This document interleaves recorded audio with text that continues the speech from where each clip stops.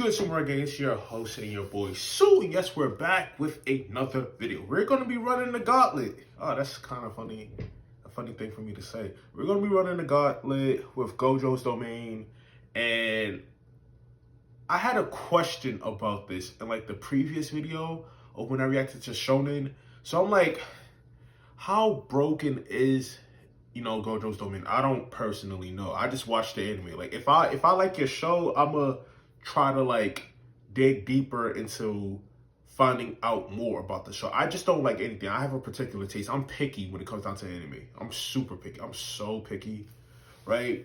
So let's see and let's check this out. What's up, guys? Rob here from Shonen Showdown, and today we are doing Anime Gauntlet Part 6. A lot of you guys have been asking me, so let's do it. First up, we got a One Piece Gauntlet here, guys, and it's looking ridiculous. Oh my god, here we go. Oh my god. All right, okay. Right now, already off the bat, we have a Garp and Roger duo running the gauntlet. Now, let me just say something real fast. I think this is going to be very quick and very easy, because right now, that gauntlet is not showing anybody that looks like the Rock's team. That's all I'm going to say. Garp and Roger look like they're younger. It looks like they're ready to go. I see a little bit of black hair on Garp's head, so that says to me that he's not really in his prime, but he's still here to box, and he's still ready to go. In round one, we have Garp and Roger going up against Aokiji and Akainu. There's only one moment in the series that I need to mention to end that first round, and that is, if we go back to the Marineford War, I believe that if Garp had the opportunity to reach Akainu and Sengoku did not step in, Akainu would not be here today in the story. That's all I need to say about that. Let's keep moving on. In round two, we have Whitebeard and Marco as a duo going up against Garp and Roger. Now, they clearly stated that Whitebeard is in his prime in this gauntlet. I'm not sure what that changes. And I'm not saying that Whitebeard is not a beast, because we know that Roger and Whitebeard are pretty much neck and neck. So they are going to really have a tough time trying to beat Prime Whitebeard.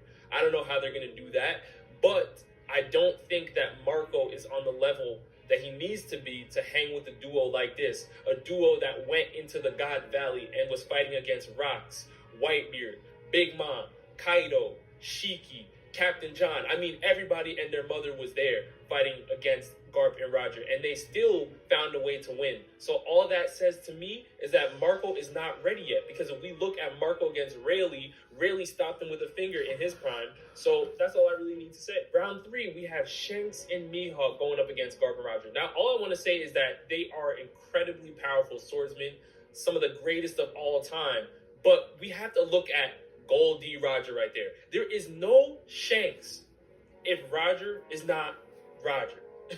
And what do I mean by this? I mean that Shanks does not become the pirate he is. He does not reach the power level that he has reached in the series. And he is not as mysterious and as powerful as he is in the series if it's not for somebody like Roger having him on.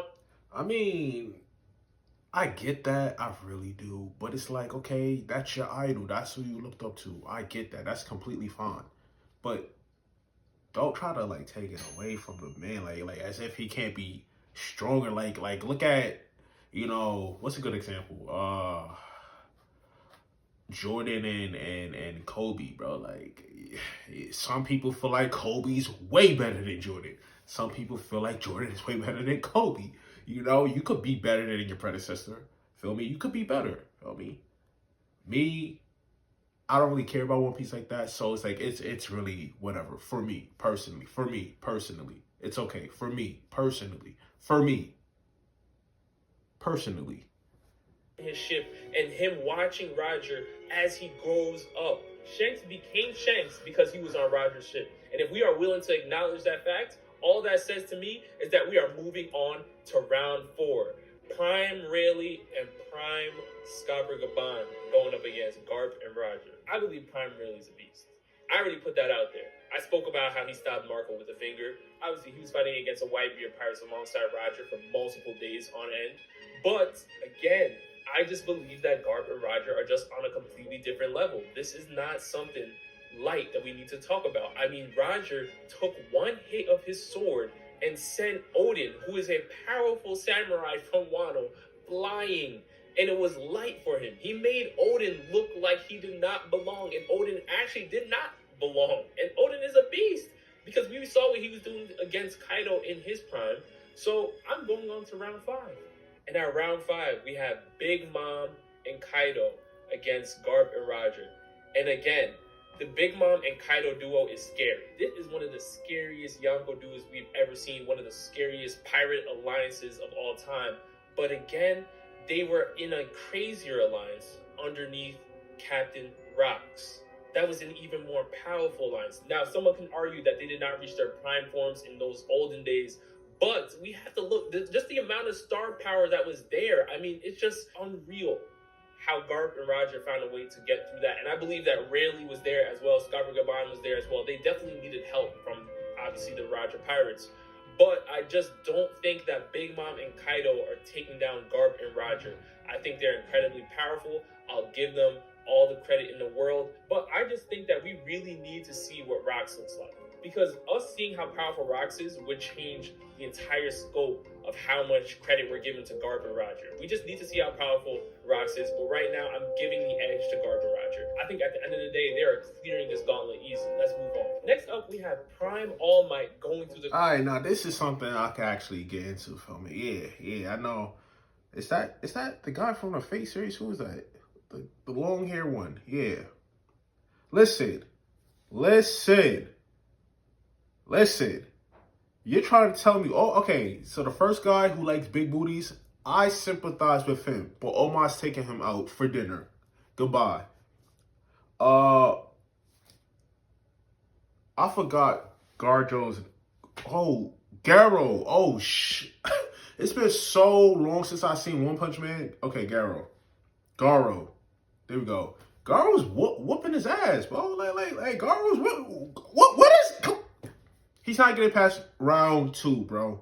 He's not getting past round 2. It's a wrap. And if he made it to Gon, it's like, oh, well, if you somehow made it there, I don't know. You beat it. Well, I could probably see him beating Joseph. I said Joseph? Jonathan. My fault. Ooh, my fault. Jonathan. And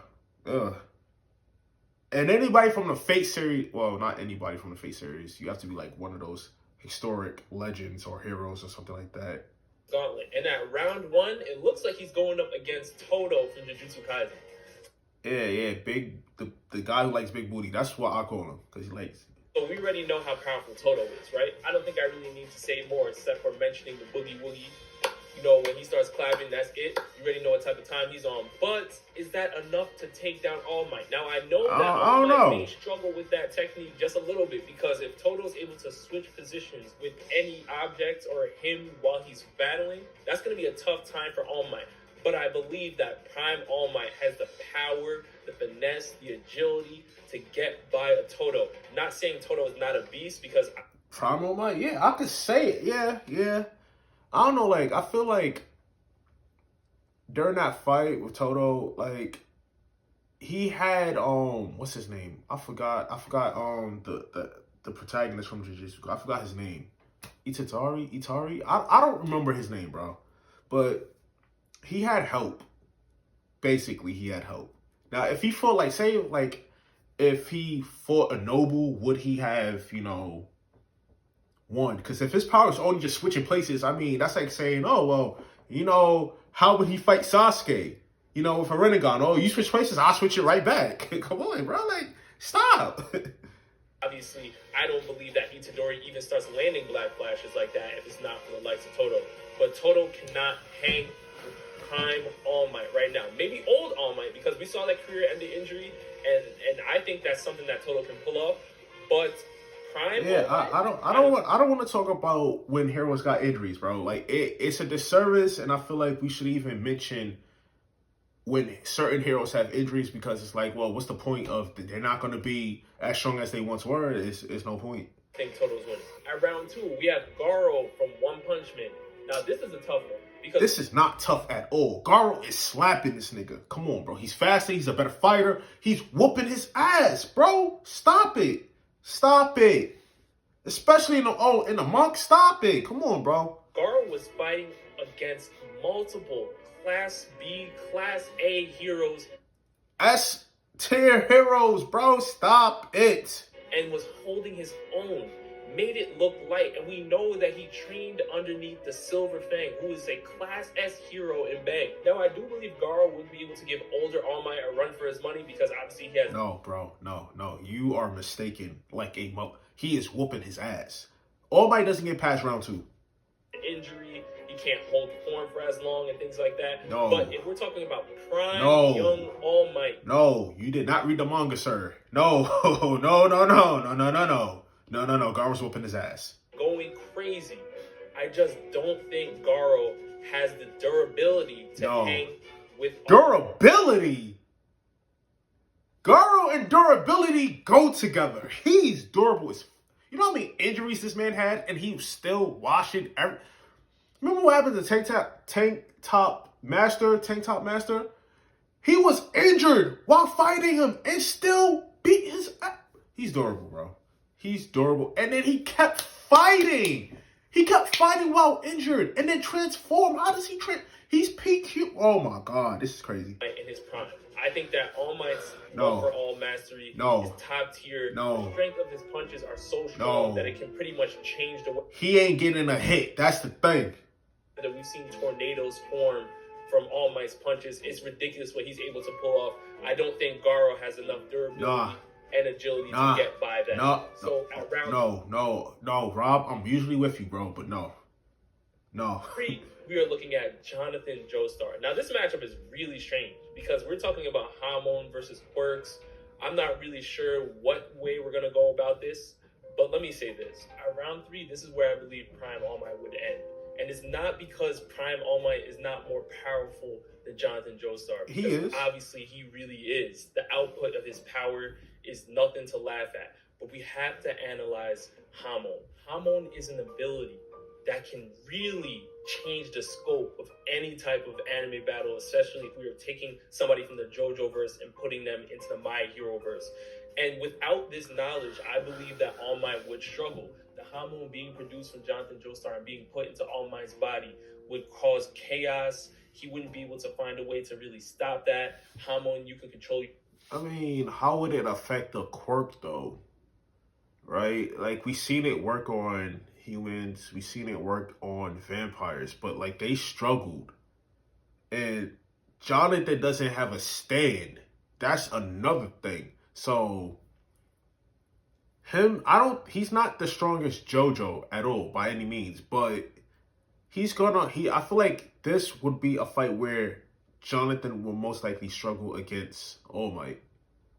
Technically, All Might shouldn't even pass Garo, but it is what it is. Breathing, you can heal. These are things that All Might is not prepared for. And he struggled like oh my God. Again, even though All Might is more powerful, with Hamon, I believe that Jonathan Joestar might have a little bit more control of the fight. And that's the edge I'm giving him. Currently, I have him losing to Jonathan Joestar around 3. The Hamon is just ridiculous. This Gauntlet is crazy. We have a dual Gauntlet. Gon and Killua from Hunter x Hunter are going crazy in round 1. They are going crazy in round 1 because Tanjiro and Inosuke are getting bodied real quick, real light, real easy. I don't believe that Gon and Killua need to even go into their top tier forms to really deal with Tanjiro and Inosuke, and that's not because Tanjiro and Inosuke are scrubs. That is. I'm gonna be right back, y'all. Because Gon and Killua as a duo are ridiculous. They're one of the best anime duos we have ever seen, and I don't think that Tanjiro and Inosuke had produced teamwork on that. These are the customers you've been looking for. And when you market on LinkedIn, you reach them in the frame of mind to do business. We've literally seen Killua and Gon in a fight against Nobunaga, and they were able to really escape. They were able to make plans without even really talking. They just knew, just by glancing and just looking at each other. They knew what type of time they were on. They knew what the plan was, and they made their way out. They have abilities with their Nen that you can even talk about, which can help them defend themselves. They can sense where Inosuke is going to be. They can sense where Tanjiro is going to be. They're too quick-minded. They're too fast. They're too strong. Round 1 is a clean sweep. We're going on to round 2, and this is Bakugo and Deku going up against Gon and Killua. Now, I do believe that they're going to have to amp it up a little bit now. I believe... Listen, the first thought is manga versions of these characters, not anime. So I feel like that's the thing. Like, Oh man, this gives me a headache sometimes because it's like, okay, we're talking about the anime, we're not really talking about the manga, but then we bring up the manga. So it's like manga Deku, I heard, is slapping up Gon and Killua. He has like what 9 different. He has everybody's quirk who ever had All for One. He has everybody's quirk. Come on. That Killua may have to step into that Godspeed. Gon does not need to get into adult Gon for the likes of Deku if Deku does not go into 100%. But if Deku goes into 100%, I believe that Gon is going to have to step right into that adult Gon form immediately. But again, this form would require Deku to need Eri. If Eri is not there, Deku is going to end up hurting himself, and that's going to be pretty much game, set, match if he misses his attack on Adult Gon. Now, I do believe that if Killua gets the drop off on them, if Killua is able to land that Godspeed Killua attack where you know they get paralyzed and things like that, it's over. If Killua is able to set that radius up and make sure that anything that gets... Is it, Deku, like, fast? Like, he's fast, right? That's, like... that was one of his powers. Like, he's extremely fast, right? Especially in the manga. It's into that radius. He incinerates in 2 seconds. This is something I believe that Bakugo and Deku really have no answer for. They cannot stop that. They cannot stop Godspeed Killua. So we are going on to round 3, and this is Edward, Elric, and Al Elric. What are they doing? Now, if we break down martial arts, Al is clearly the winner. Al is a stronger fighter. He's a better martial artist, no question. But if we talk about alchemy, transmutation circles, things like that, Ed can put in a lot of work. Now, I do believe that Ed and Al would be able to hold their own against Gon and Killua if it came to just straight martial arts, hand-to-hand combat. But I think they would lose here, and the reason why I think they would lose here is because I don't think they can beat Gon and Killua without a Philosopher's Stone. They need that extra boost of power to go crazy against the likes of Gon and Killua, because Gon and Killua are not regular. Yeah, like, this is an easy beat up for, Ed and Albert. Elric. The fuck? I'm sorry that I'm pronouncing people's names wrong. It's an easy fight. 1, Gon and Killua are much better fighters. 2, they're a lot stronger and faster. They could just destroy Al's armor and rub off the blood that's inside of his own, armor and whatnot, and then just kill Ed, bro. Like, come on. We know this already. We know how crazy they are when they can paralyze. We know how intense Gon's Jajanken is. It almost took down Moro in literally the beginning of the Chimera Ant arc. We saw that happen live. So all I'm going to say is we're moving on to the next round. Round 4 looks crazy, y'all. Oh my gosh. If you say it's a wrap, Arthur slashed the entire Earth in half. Goodbye. There's nothing to talk about. We got Shinra and Arthur from Fire Force. There is nothing to talk about. If you're not about to say, oh, well, yeah, this is a wrap. GG's, it's gone. Arthur slaps by himself. By himself. He slaps alone. He don't even need Shinra. He's taking both these kids by himself. Going up against Gon and Killua. Gon and Killua stop here. And it's not an easy answer for me, but we have to understand something. If you ask who the better duo is, it's clearly Gon and Killua. But if you talk about Arthur and Shinra as a duo, they are still very incredible, but I'm not even going to analyze that, because even though I think that Gon and Killua are a better duo, we have to understand why I'm taking Shinra and Arthur over them. And the reason why I am is because the hysterical strength of a fire scene. That power is crazy. The power that Benimaru was pretty much trying to teach Shinra to hone into that grace energy, that next tier, is ridiculous. And we know that once Shinra taps into the power of the evangelist, the speed is so ridiculous that time is now rewinding. What are Gon and Killua going to do with that? They cannot keep up with the speed of Shinra, but I know somebody that can keep up with the speed of Shinra, and that is Arthur. And that is Arthur with the plasma sword. Now, we already know that the plasma sword is going to be He cut a planet in half, bro.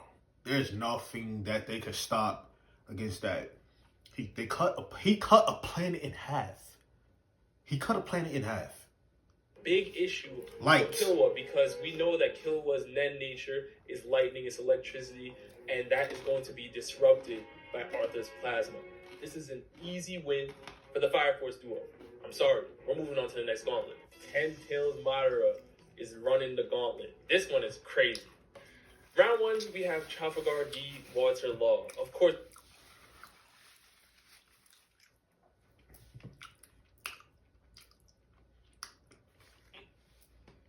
I thought that was Luffy with a beard, bro. I thought that was Luffy with a beard. Hey, Boros, Gojo, I don't know. Like at 2, I still say Madara is gonna win against Gojo, but it kind of stops at 3. But we don't know. Boros doesn't have any hacks since he got killed. He powered up. So I'm like, well, can Saitama beat Madara?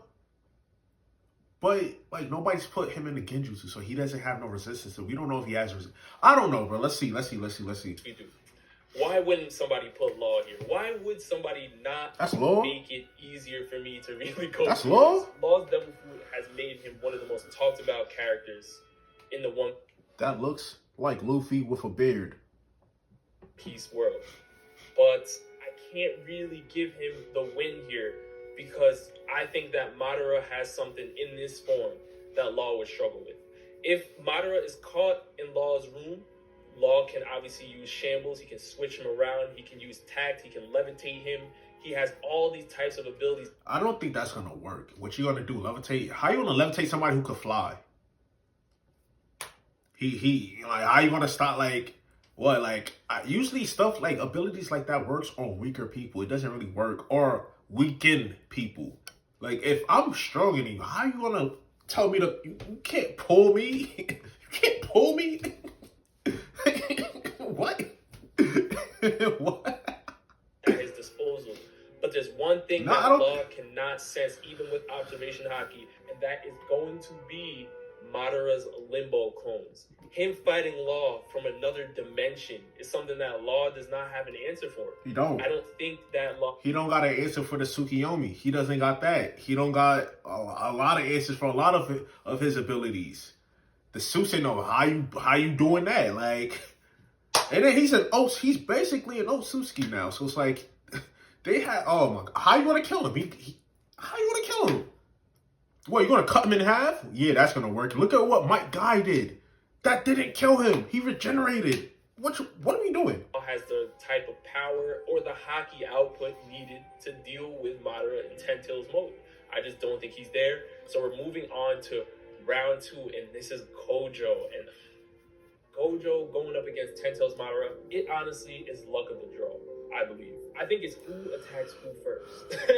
Whoever gets their attack off quickest would win. Because I believe that Gojo is able to catch Ten Tails Madara in his domain expansion.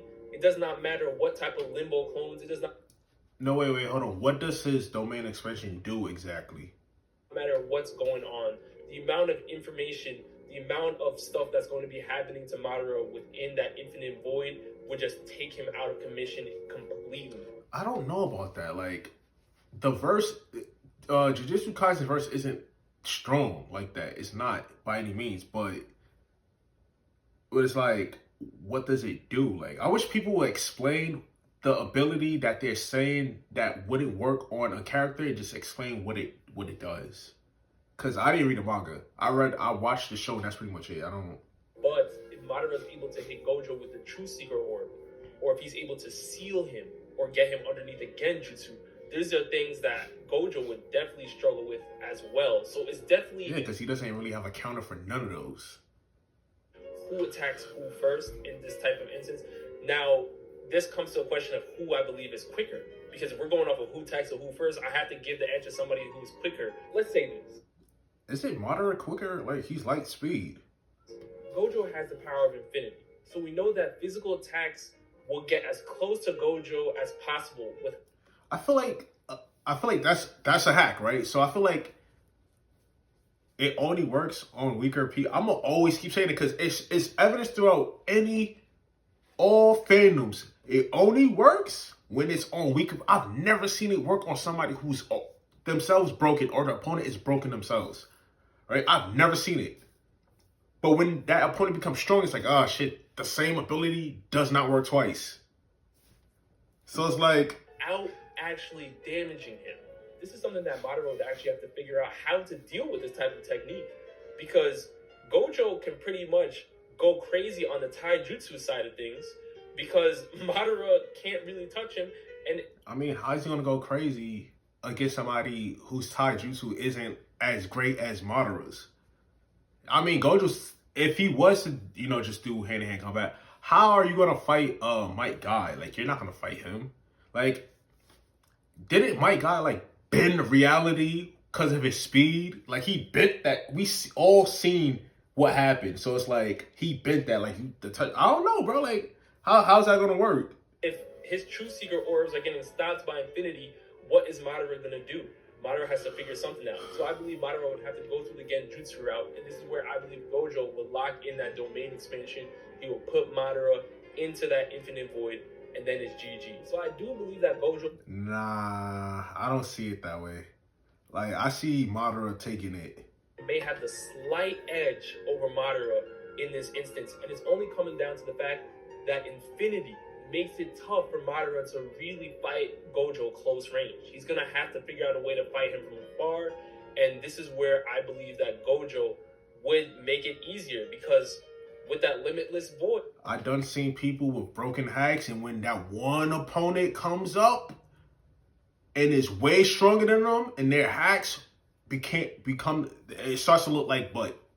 To be honest, it does honestly start to look like that. That hack that we thought was so broken, another broken character shows up and it becomes GG's for that broken character and this broken hack. He makes it look like it's nothing. Infinity, I don't know, bro. I feel like Madara could do something about that. I'm telling you, the spacing wouldn't even matter. This is where Gojo lives. Gojo can fight anybody from any distance because he has the domain expansion of Infinity. I don't know how Madara is dealing with that, unless he unlocks something like an infinite Tsukiyomi and Gojo gets caught with that.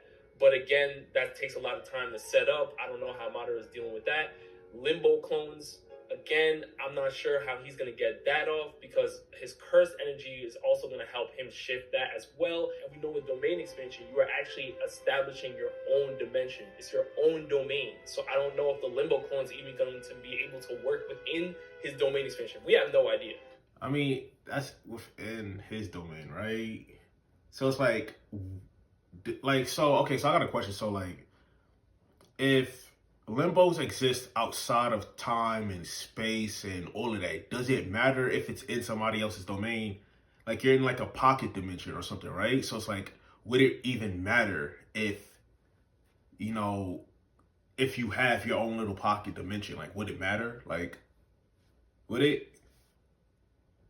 That's just the question. I can't give you a direct answer, but based off of the things I just stated, I do believe that Gojo is going to be winning in round 2. But again, you guys let me know down in the comment section below. Am I right? Am I wrong? Which gauntlets do you agree with, disagree with? Again, you guys have sent me so many gauntlets, so I'm trying to get through them all.